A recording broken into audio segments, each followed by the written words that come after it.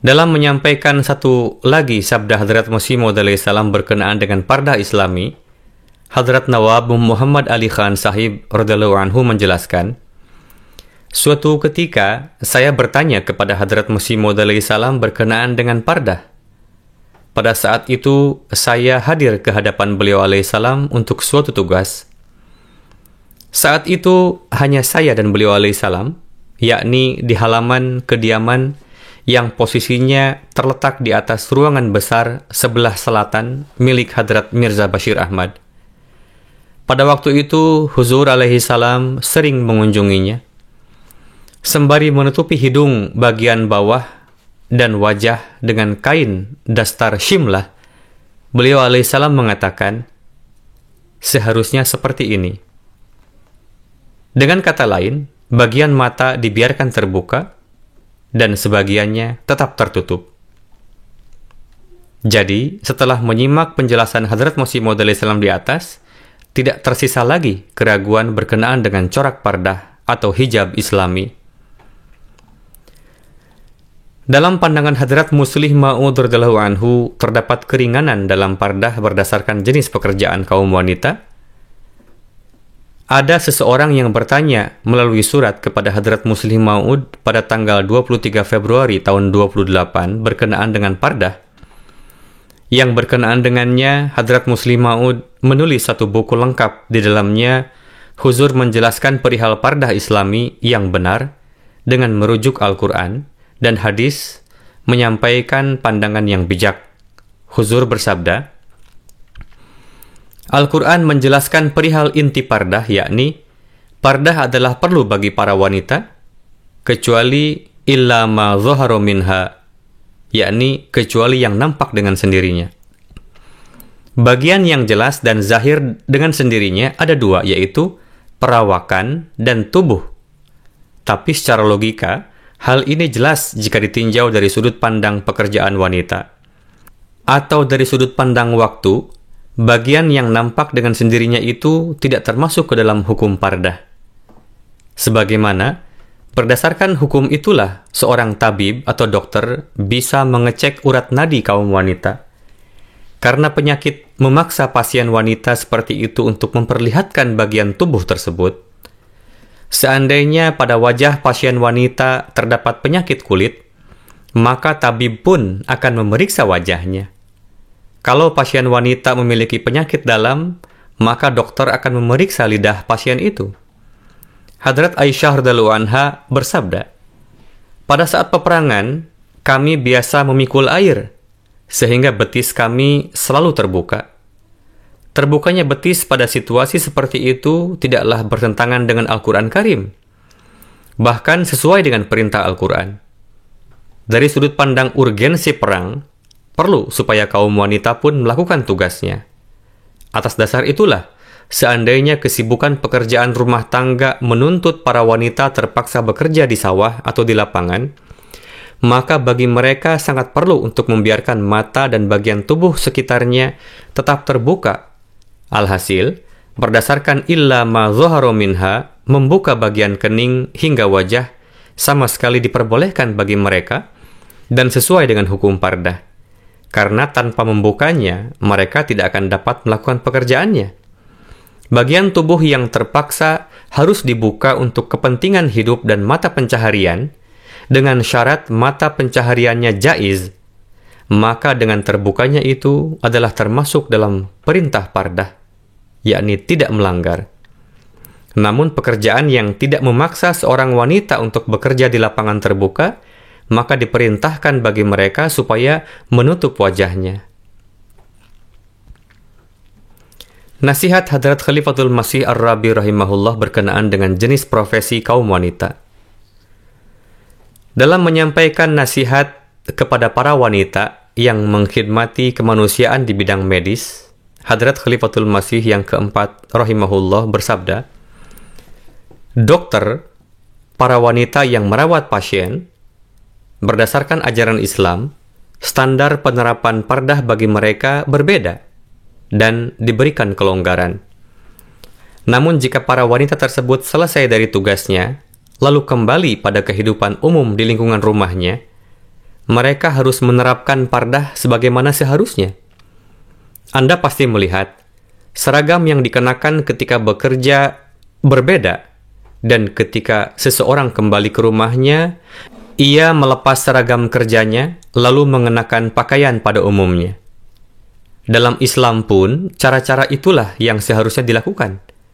Jika tuntutan profesi dari seragam kerja memaksa Anda untuk lebih longgar dalam berpardah, dalam hal ini Islam mengizinkan dengan syarat harus tetap terbalut dalam pakaian kesucian.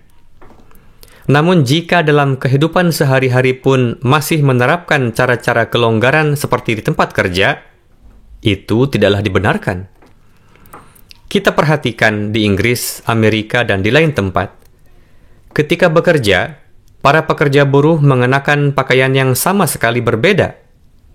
Lalu ketika pulang, mereka keluar dari tempat kerja dengan mengenakan pakaian jas lengkap dan dasi yang bersih dan rapih, sehingga kadang tidak dapat dikenali lagi bahwa itu adalah orang yang sama.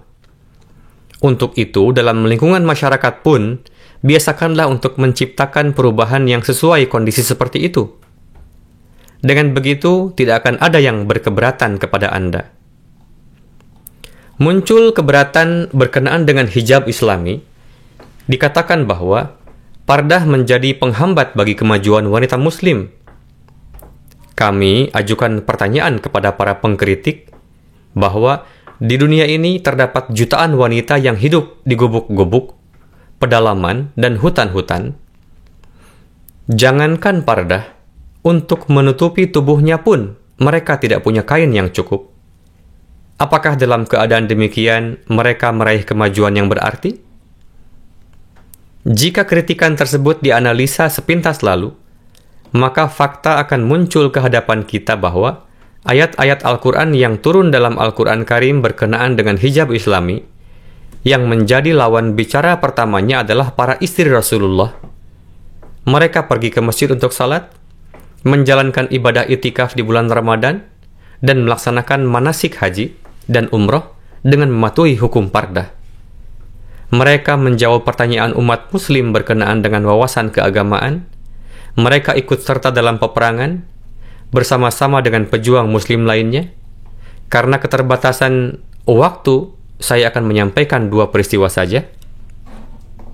Hadis pertama, Hadrat Anas meriwayatkan, ketika orang yang meninggalkan Rasulullah pada perang Uhud, saya melihat Aisyah binti Abu Bakar dan Ummi Salim, keduanya membawa wadah kulit berisi air di pundak, lalu meminumkannya ke mulut para pejuang yang kehausan, lalu kembali dan mengisi lagi dengan air, dan meminumkannya lagi bagi yang kehausan. Bukhari, Kitabul Jihad. Kedua, Rabi binti Muawiz meriwayatkan, kami biasa pergi untuk berjihad bersama dengan Rasulullah. Kami memberikan air minum dan mengobati para pejuang yang terluka, dan membawa pulang para pejuang yang terluka dan syahid ke Madinah. Saat ini, Hadrat Khalifatul Masih Al-Khamis tengah menjelaskan riwayat hidup Hadrat Abu Bakar. Beliau bersabda bahwa pada satu peperangan, musuh berhasil menangkap para pejuang wanita Muslim. Di antara mereka adalah Hadrat Khawla. Di antara para wanita Muslim itu, kebanyakan adalah berjiwa pemberani, berpengalaman, ahli mengendarai kuda, dan mengetahui berbagai strategi perang. Ketika para tawanan wanita Muslim tersebut berkumpul, Hadrat Khawla berbicara kepada mereka untuk membakar semangat, lalu menyerang musuh layaknya untayan rantai dengan menggunakan tiang pancang kemah. Pasukan Romawi terheran-heran dibuatnya ketika melihat keberanian para wanita Muslim itu. Ketika itu para pasukan Muslim tiba di sana di bawah komando Hadrat Khalid, sehingga musuh terpaksa menelan kekalahan. Demikianlah keberanian para wanita Muslim yang mengenakan pardah Islami, dan itu juga merupakan jawaban bagi para penentang Islam yang mengatakan bahwa hijab Islami merupakan hambatan dalam kemajuan wanita Muslim. Alhamdulillah, pada masa sekarang ini pun, para wanita Ahmadi menempuh pendidikan yang tinggi dengan tetap mengenakan hijab Islami. Badan Lajnah Imailah merupakan contoh luhur akan hal itu. Sabda Sayyidina Hadrat Khalifatul Masih Al-Khamis ayyadahullahu ta'ala binasril aziz berkenaan dengan keutamaan hijab islami. Berkenaan dengan keutamaan hijab islami, Hadrat Khalifatul Masih Al-Khamis bersabda, menurut hemat saya, perlu untuk menjelaskan lebih lanjut berkenaan dengan topik ini, karena dari beberapa surat dapat diperkirakan bahwa masih banyak yang masih belum memahami keutamaan hukum pardah ini. Ada yang mengatakan, apakah untuk kemajuan Islam dan Ahmadiyah hanya pardah saja yang diperlukan? Apakah kemajuan Islam hanya bergantung pada pardah saja? Banyak yang mengatakan bahwa ini adalah sesuatu yang sudah usang dan tidak perlu terlalu ditekankan. Sebaiknya kita berjalan sesuai dengan zaman. Meskipun sangat sedikit orang yang berpikiran seperti itu dalam jemaat ini, namun disebabkan oleh kekhawatiran akan hanyut terbawa arus zaman, timbul kegelisahan di dalam hati, dan hal yang kecil ini hendaknya tidak dianggap sepele. Satu jawaban saya terhadap orang seperti ini adalah, amalan yang telah Allah Ta'ala perintahkan kepada kita untuk melakukannya, atau menghindarinya, dan yang berkenaan dengannya terdapat hukum dalam kitab yang sempurna, dan berkenaan dengan perintah dan larangan yang telah Rasulullah beritahukan kepada kita bahwa itu semua merupakan ajaran Islam, maka sekarang itulah yang berkaitan erat dengan kemajuan Islam dan Ahmadiyah. Terlepas dari apakah itu dianggap sebagai sesuatu yang kecil atau tidak. Kitab ini merupakan kitab syariat terakhir yang diturunkan Allah Ta'ala kepada Hadrat Rasulullah SAW. Ajarannya tidak mungkin usang. Untuk itu, bagi mereka yang di dalam hatinya muncul pemikiran demikian, berusahalah untuk memperbaikinya dan beristighfar. Saya akan sampaikan lebih lanjut hal-hal yang disebutkan dalam ayat-ayat ini. Pertama-tama, diperintahkan kepada kaum pria, tundukkanlah pandangan, yakni tahanlah pandangan dari melihat sesuatu yang dilarang. Yakni janganlah memandang wanita bukan muhrim tanpa sebab.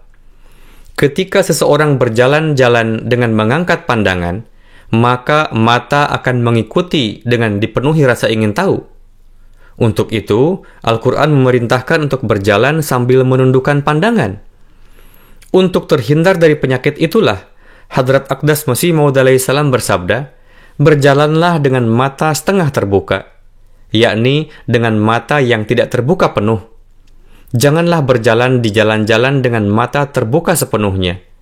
Jangan juga tertutup agar tidak saling tabrakan satu sama lain. Namun, bukalah secukupnya agar tidak muncul rasa ingin tahu.